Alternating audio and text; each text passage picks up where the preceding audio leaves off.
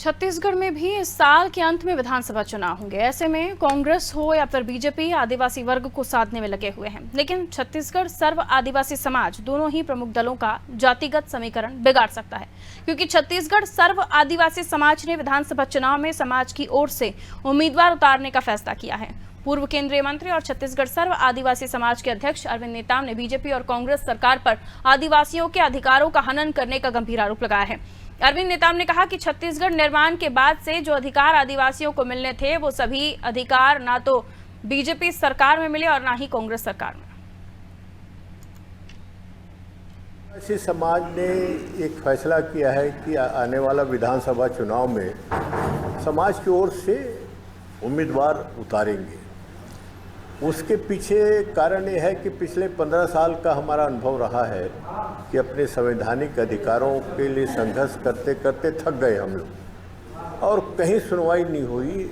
और दोनों सरकार में, पिछले सरकार में भी और इस सरकार में, जिसमें अधिकार समाज को था, जल जंगल जमीन पे गांव समाज का ग्राम सभा को अधिकार था, वो नियम के माध्यम से ख़त्म कर दिए राज्य सरकार ने। ये सबसे बड़ी चिंता का विषय समाज के लिए है और ये सबसे बड़ा मुद्दा बनेगा इस राज्य के आने वाले चुनाव।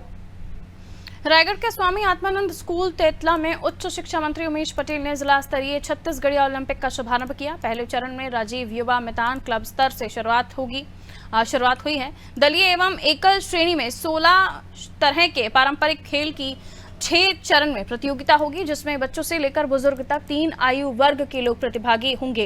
ये ओलंपिक 2 महीने तक चलेगा। मंत्री उमेश पटेल ने कहा कि ये हमारी नई पीढ़ी को हमारे पुरखों की विरासत से परिचित कराने का प्रयास है।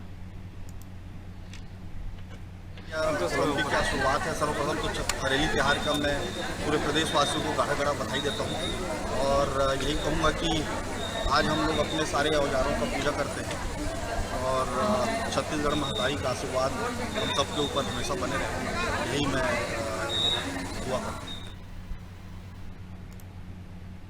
दंतेवाड़ा में लोन वराटू अभियान से प्रभावित होकर लगातार नक्सली सरेंडर कर रहे हैं। जिले में नक्सली दंपत्ति समेत 4 इनामी नक्सलियों ने पुलिस के सामने समर्पण किया। नक्सली दंपत्ति पीएलजीए बटालियन नंबर 1 और पीएलजीए मिलिट्री प्लाटून नंबर 31 के सक्रिय सदस्य थे। इन दोनों पर शासन की ओर से 20 लाख रुपए का इनाम घोषित था।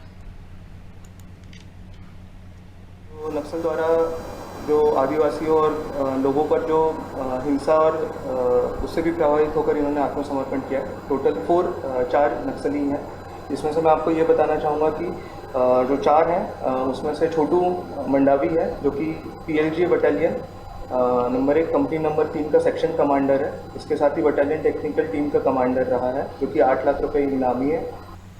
ये लोग हमारे पास दंतेवाड़ा पुलिस के पास आत्मसमर्पण किए। इसके लिए पुलिस द्वारा सहायता राशि के तौर पर 10-10 हज़ार प्रत्येक को, इसके साथ ही जो दैनिक उपयोगी सामान है वो उनको दिया जा रहा है।